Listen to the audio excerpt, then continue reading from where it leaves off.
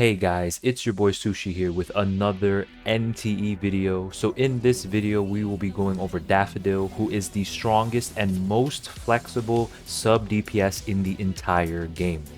We will first talk about her skills and investment priority, then her best arcs, then her best console build, then her awakenings, and then finally some of her best team comps with some detailed rotations for max utility and damage.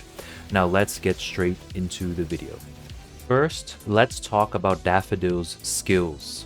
Daffodil is the strongest sub DPS in the entire game. Her kit revolves around breaking the enemies as soon as possible and dealing big break damage with her quick swap follow-up attacks. She has a very high skill ceiling because she's the only character in the game right now that heavily relies on quick swaps to reach her full potential. Because of this, I also think she is the most fun character to play as of right now. Her basic attack string is the flashiest in the game in my opinion. You can also hold down basic for a dash through and spin attack. She also has a standard plunge attack. Daffodil is also the only character in the game with a movement tech.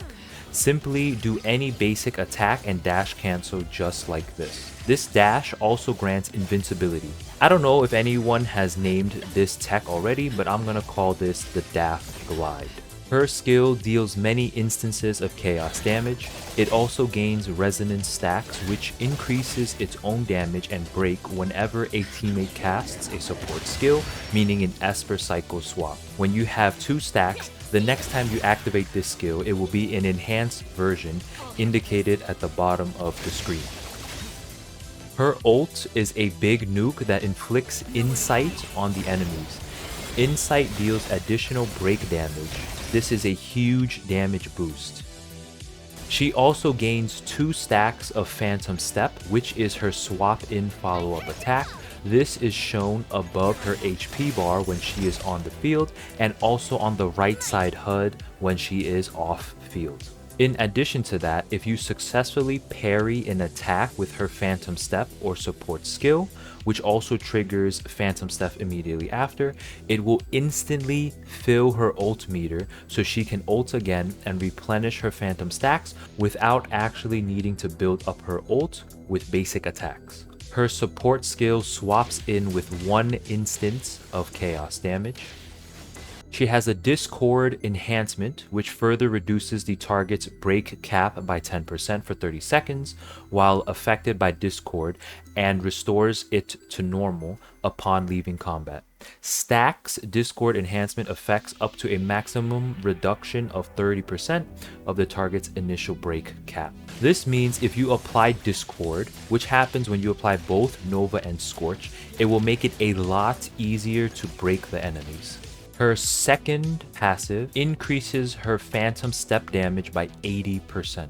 You can ignore her life skill. So for Daffodil's skill level up priority, you want to get both of her passives, then her ult, then her skill, then her basic, and then her support skill. Since we are still in the early game, you can keep these skills at level 6 depending on how many mats you have. Now let's talk about Daffodil's best arcs. Daffodil's best in-slot arc is definitely the S-rank Youthful Fantasy, which drops from the Black Tome boss. And you can get more dupes through using keys or farming the boss, although it'll be a rare drop. So there is no excuse for not getting this arc. This arc gives her a lot of attack percent for the main stat and boosts her break intensity so she can deal more break damage. The arc specific skill also boosts her chaos and break damage significantly. If you can't fight the Black Tome boss yet, you can use any attack percent main stat A rank arc, but I would recommend the Shiny Days one here. Now let's talk about Daffodil's best console build.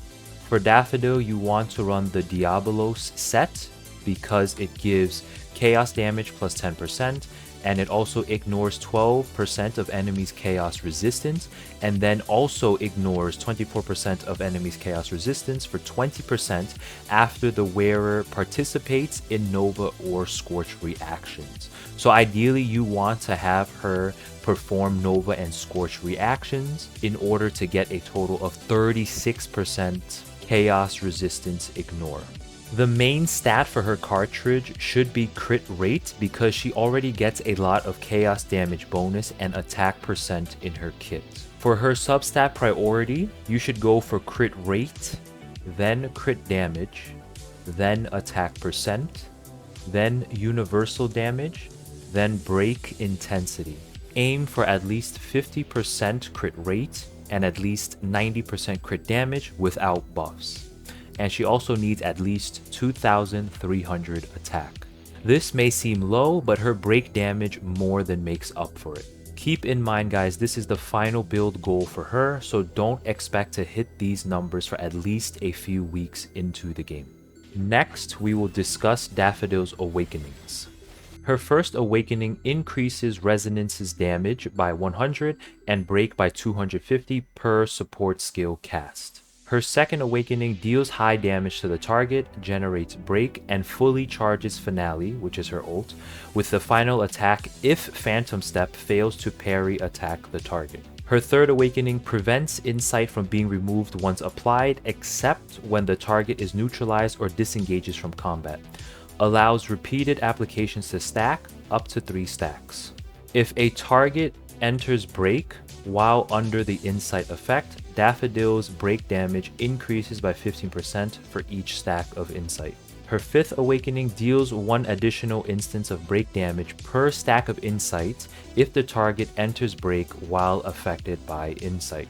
And her last resonance ignores 15% of the target's defense when dealing damage.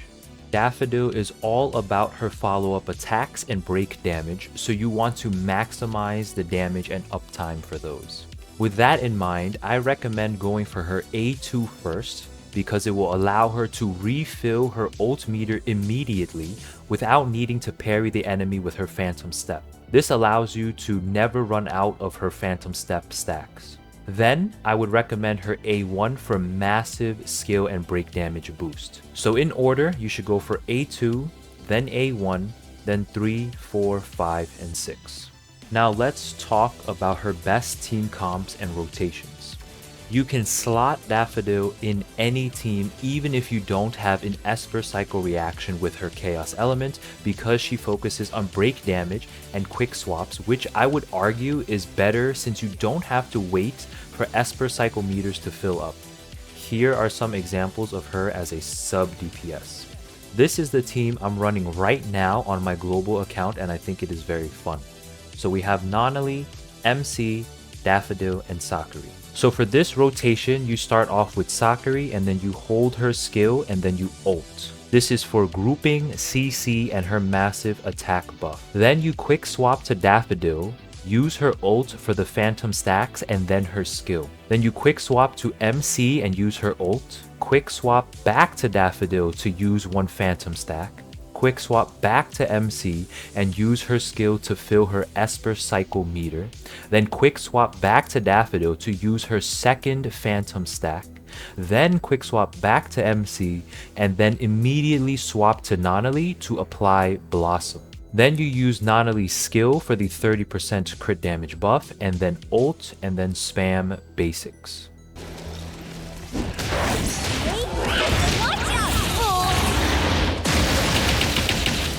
Nowhere to hide. No mercy. Let's finish this.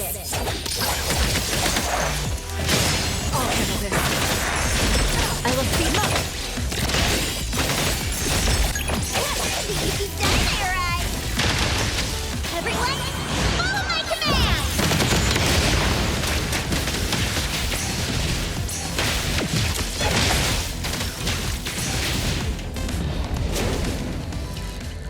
Another team she does very well in is Baikang as a main DPS, then Daffodil, Sakura, and Haniel. Here is the example from my Baikang video.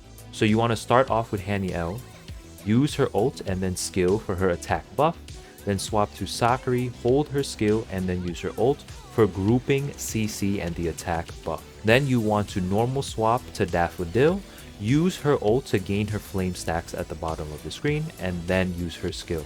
Then you want to just normal swap to Baikang, apply Objurgate with his skill, and then ult to detonate the Objurgate debuff. Then you want to quick swap to Daffodil twice to get her flame attacks in. Then you finish off the mobs with Baikang and Daffodil. Ready to save the day. Now it's my time to shine. Hey, you're it. Watch out. Oh. I got nowhere to hide.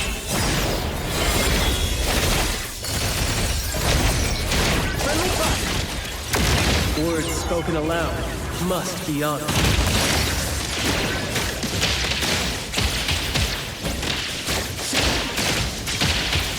Here I am. Shift change.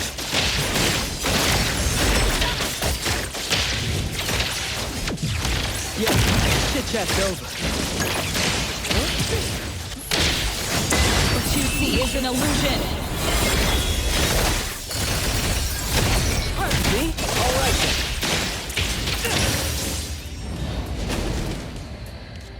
Here are some examples of multi-DPS teams with Daffodil. You can run Daffodil, MC, GU1, and then Sakura. Another team is Hathor, MC, GU1, and then Daffodil. And the last multi-DPS team is Hathor, MC, Daffodil, and Fadia or Haniel. The only real team comp I recommend is playing her as a sub DPS because she fits this role perfectly. If you want to run her as a main DPS, then you can definitely do so, as there is no change in her build and she plays the same way in every team she is in. If you guys found the video helpful or enjoyed it, please like, comment, and subscribe.